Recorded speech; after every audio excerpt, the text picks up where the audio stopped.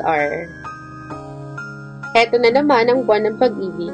Pero bago ang lahat, nais ko kayong batiin ng Happy Valentine's all. Ako nga pala si sender. Itago niyo na lang sa pangalang Bakekang. Ayan, Bakekang. Boom! Mapa-single man or taken, sana maisip niyo na ang Valentine's ay para sa ating lahat.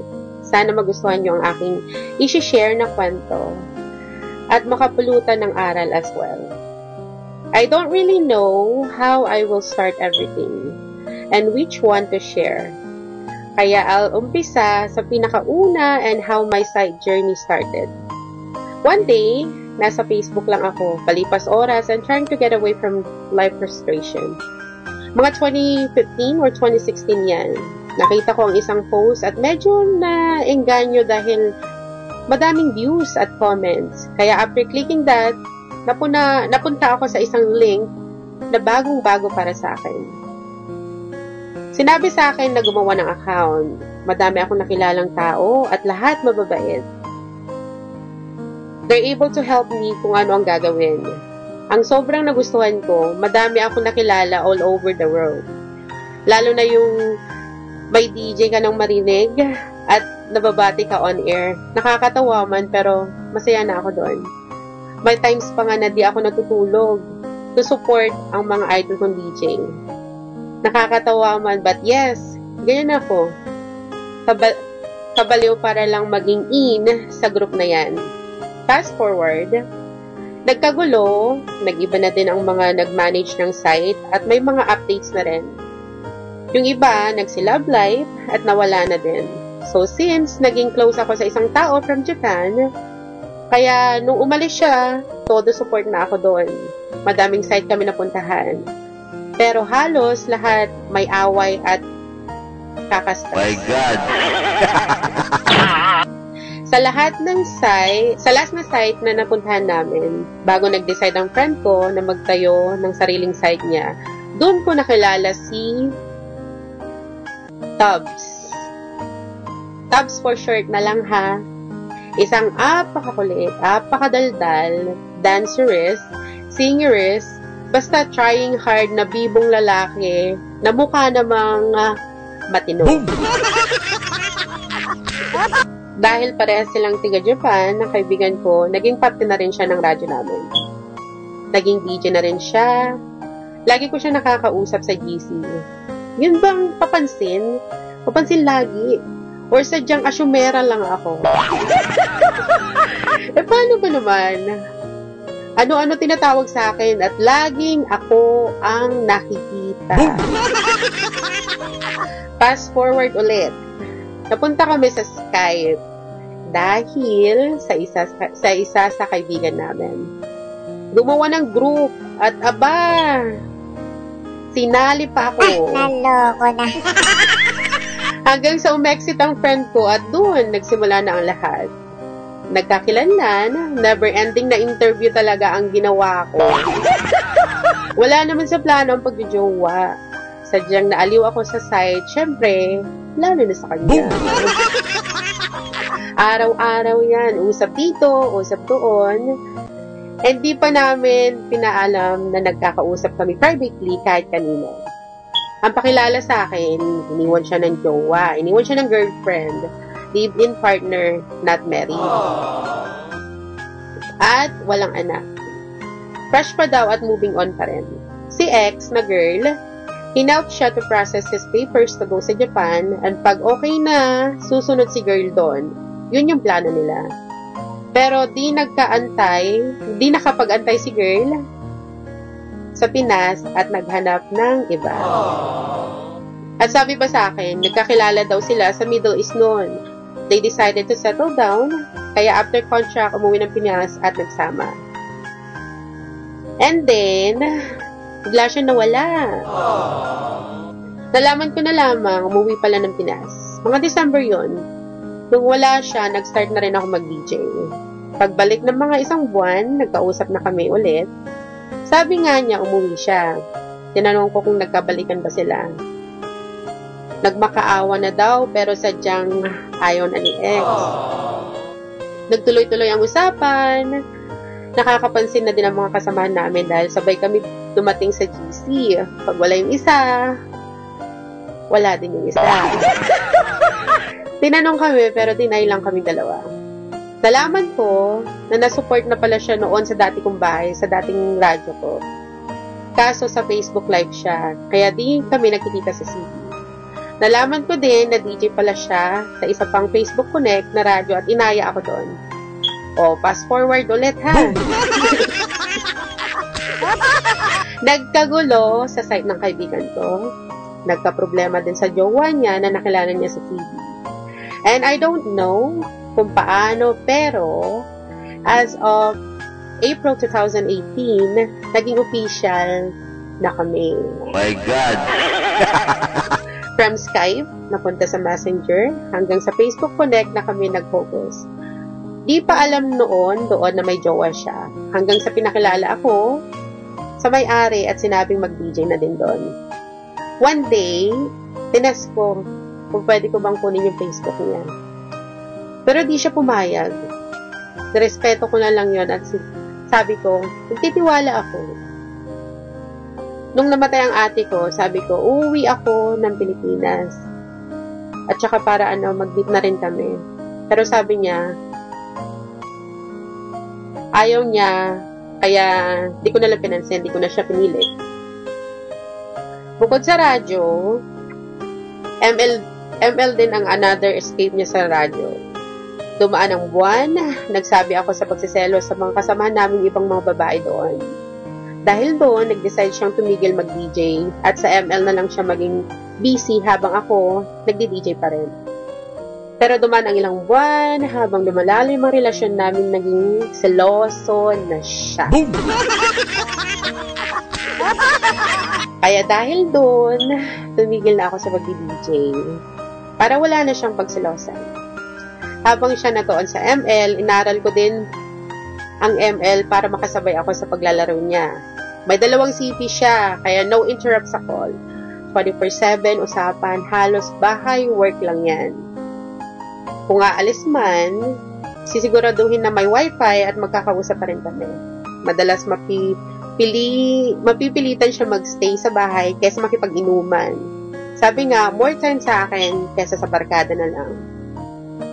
Kasama man barkada, on pa rin ang call at lahat kita at dinig. My God! Kilala na din ako ng mga barkada. Kasama pa ako sa paglalaro ng ML. Minsan nga naiinis na ang barkada niya kasi mas inuuna ako kesa sa kanila. Hanggang umabot sa anniversary, may mga problema naman, minimal lang at naaayos din agad. May times man na nakakalimutan niya ang mansari namin, nakakabawi naman.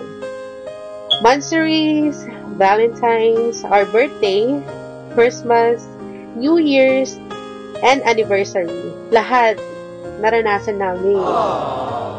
Ang perfect, no? Ang saya. Yung lahat okay. At kampante ka. Pero isa lang ang kinakatakutan ko. Yun yung matapos ang contract niya. Pero whenever I said my worries naman, nakakampante niya ako. Nakakausap na siya ng mama ko, ng kapatid, and even ng anak ko. Tukayo pa nga sila ng bibi ko, kaya lalo akong mas naging kampante sa kanya. At ayun na nga, September 2019, yung end ng contract niya, papalapit na. After ng birthday naming 2, ending contract na, and parang ending na rin ng relasyon namin. Boom! He said, kasi mag-for good na siya doon. Sinuggest ko na magstay muna pero sabi, pagod na daw siya. He promised me naman na wala magbabago pagdating sa Pinas. Magbe-business daw siya doon. But you guys know naman, iba sa Pinas. Depende pa sa location. Ilang ulit siyang sinabihan ng boss niya na bumalik at renew contract pa. Pero sabi, hindi na.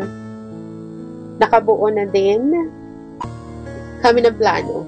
Sabi ko pa nga, kukunin ko siya dito, pero sabi niya, ayaw daw. Ay, sige, mapag-uusapan naman yan kako. At dumating na ang kinakatakutan ko. Umuwi siya, dala ang ipon niya, sinunod ang kapatid. Pero walang kasiguraduhang plano kung ano ang gagawin niya sa Pilipinas. Nagstay a bit sa Manila, but after that, bumalik sa kapatid niya sa Cebu. Pinakilala ako sa pamilya niya, mula sa kapatid hanggang sa nanay. Kaya ang sarap sa feeling. Ang special, di ba? Like, sana all. Nakumbinsi ko din siya na patawarin ang tatay niya at bisitahin dahil nga may hinanakit siya dito. Duman ang araw, linggo at buwan. Habang papalapit ang winter season, aba, Diyos me! Pati ba naman siya nanlalamig? Kung dati, wapakels kung magkausap kami kung sinong andoon, kung sino yung mga kasama niya. Now, busy na. Kausapin man ako, kailangan lumabas or doon sa balkonahe.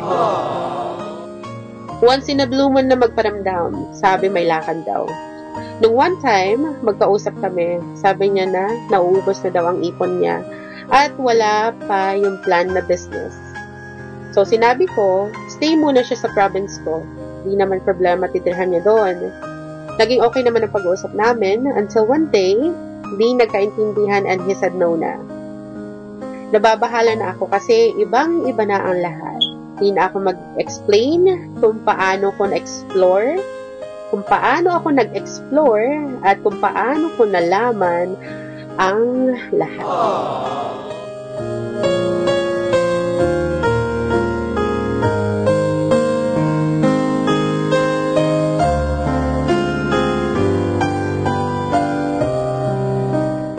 Yes, it's sad to say, pero lahat ng sinabi niya noon na ay hindi totoo. He was legally married.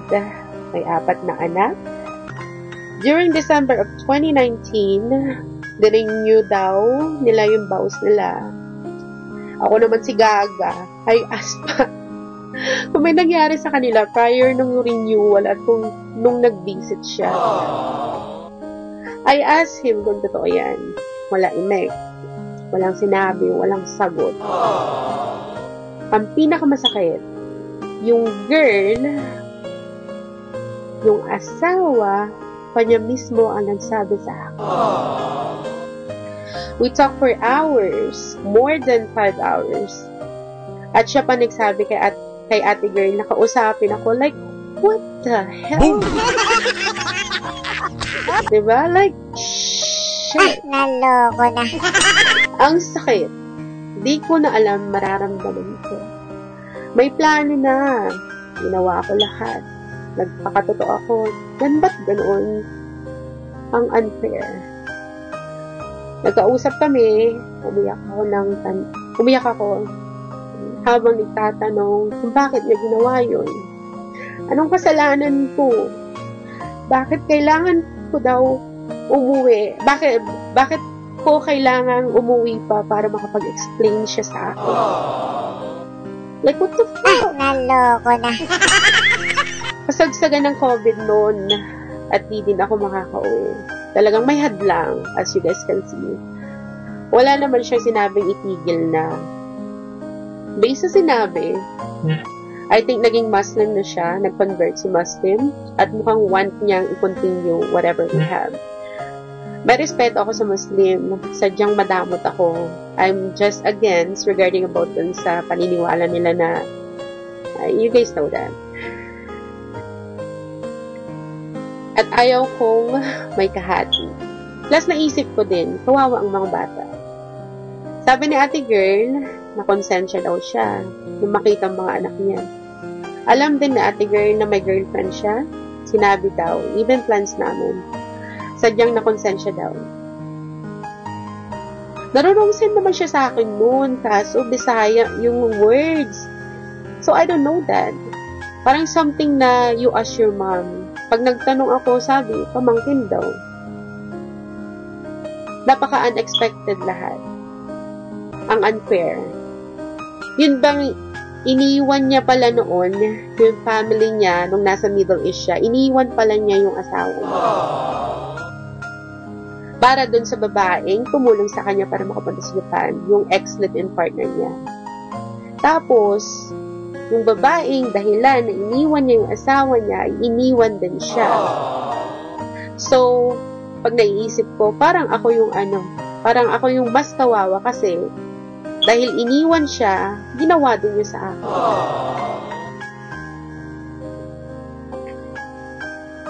Tapos yung ex niyang yun, 'di ba? Iniwan na pala siya, tapos yung ikaw yung bumuo pero iba pala yung pagkabuo niya, iba pala yung taong makakasama niya.